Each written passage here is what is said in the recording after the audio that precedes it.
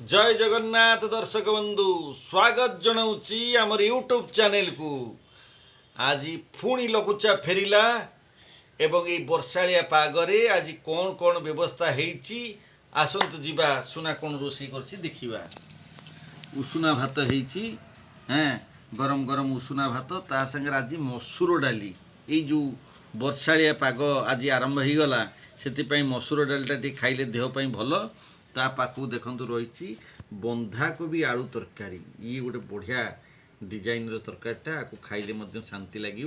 आ पाखु अच्छे अमृतभंडा एवं गोटे पापड़ अच्छी ये देखो आलू कलरा चिप्स एवं ये किसी पियाज आ लेंबू लंका रही यही प्रकार व्यवस्था आज मध्याह्न समय होती।